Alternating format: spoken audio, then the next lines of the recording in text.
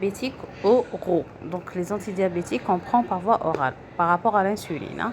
Le but du traitement est d'avoir une hémoglobine glyquée inférieure ou égale à 6,5. L'hémoglobine glyquée ndéroha chaque 3 mois chez les diabétiques durant toute l'évolution du diabète. Donc c'est le but pour ne pas avoir de complications. Parce qu'au-delà de ce chiffre, on peut avoir des complications.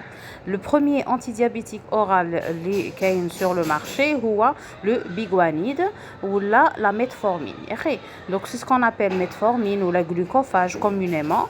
Ce sont des comprimés à 500, 850 ou là à 1000 grammes.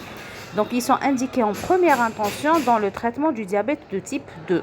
Donc le diabète de type 2, chez type 1, surtout le diabète non insulinodépendant, surtout en cas de surcharge pondérale. Et dès qu'il y a une surcharge, d'ailleurs, pour diminuer le poids. L'action TAO, c'est quoi? Ce sont des anti-hyperglycémiques. Leur action est extra-pancréatique. Mais le pancréas, diminution de la néoglycogénèse à partir des lactates et diminution de la glycogénolyse hépatique. Donc, les lactates, la néo, mais le nouveau glycogène, ou là, la liste, le glycogène, il la production de le nouveau glycogène, ou le glycogène, ils vont le lyser au niveau hépatique.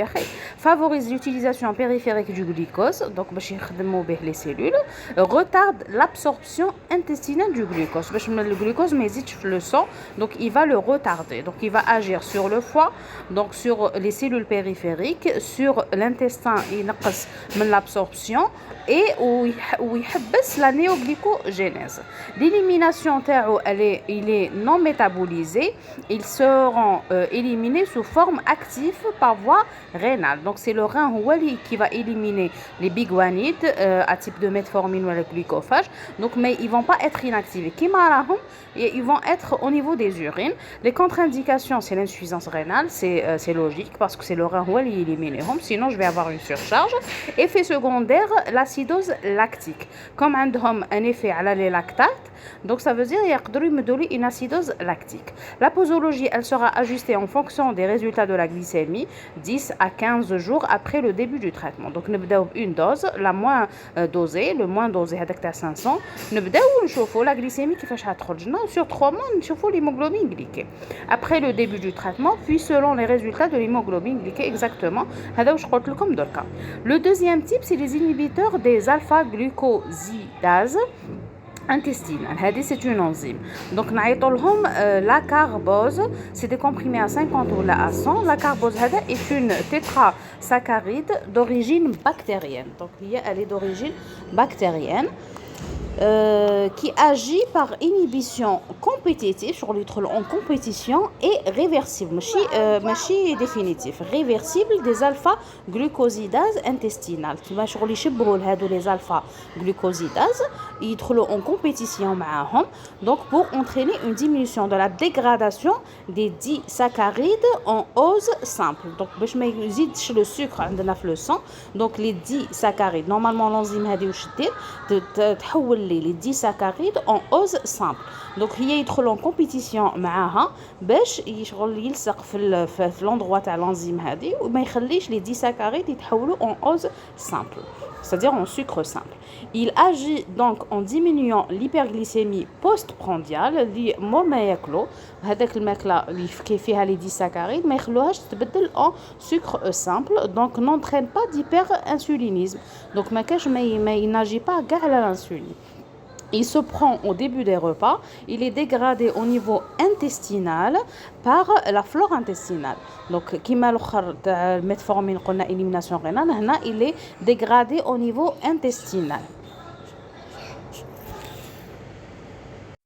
Le troisième type, les sulfamides hypoglycémiants ou là les sulfonylurées.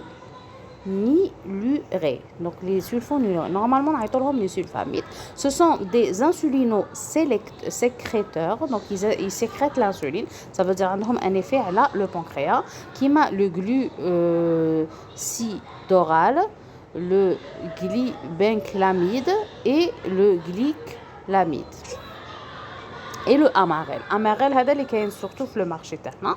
Il se fixe sur les membranes plasmiques, des cellules bêta, les canaux potassiques ATP dépendants, entraînant leur fermeture, puis dépolarisation et inhibition et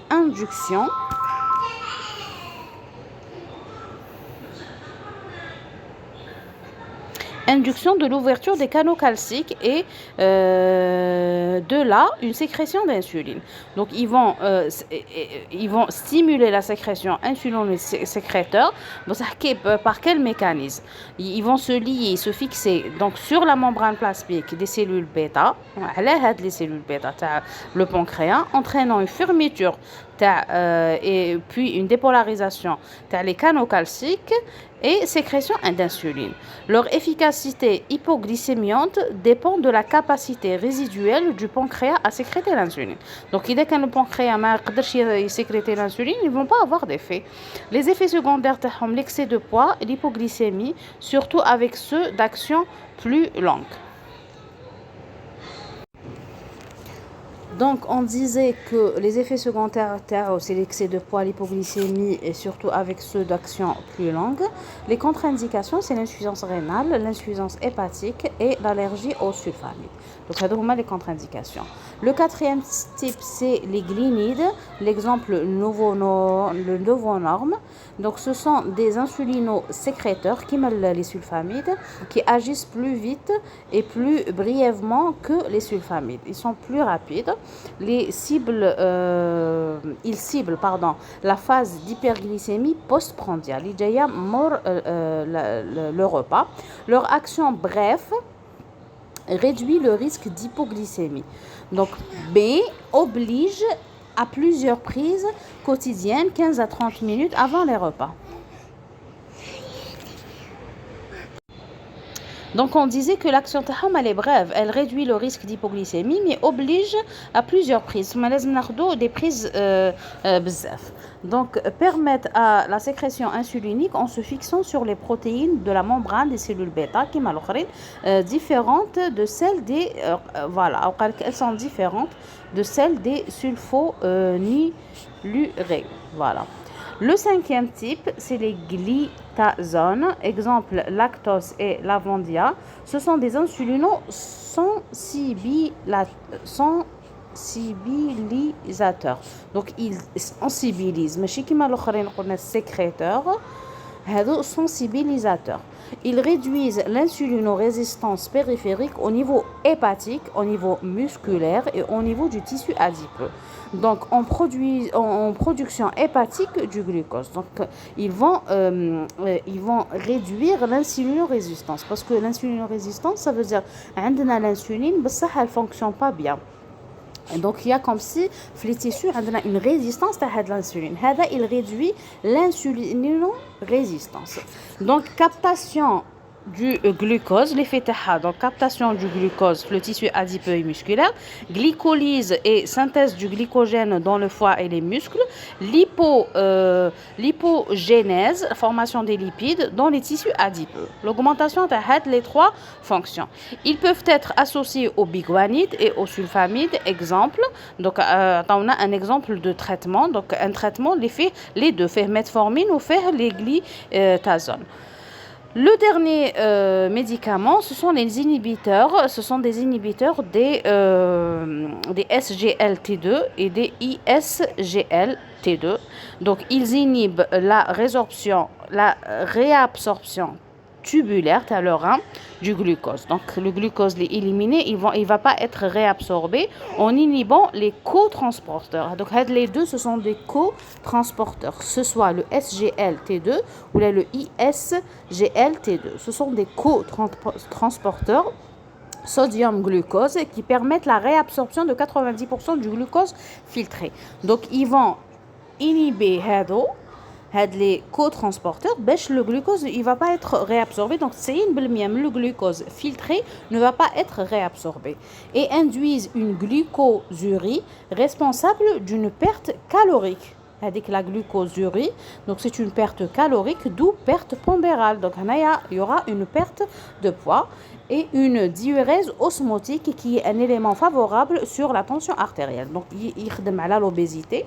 Donc, en même temps, il نقص la glycémie, en même temps, il نقص l'obésité, en même temps, il نقص la tension artérielle. Il est associé une HTA. Les effets secondaires, c'est l'hypotension artérielle, c'est logique, et les infections urinaires basses et génitales recrudescentes. Donc, ça veut dire qu'il y aura des infections qui vont être à répétition. Voilà en ce qui concerne les antidiabétiques oraux.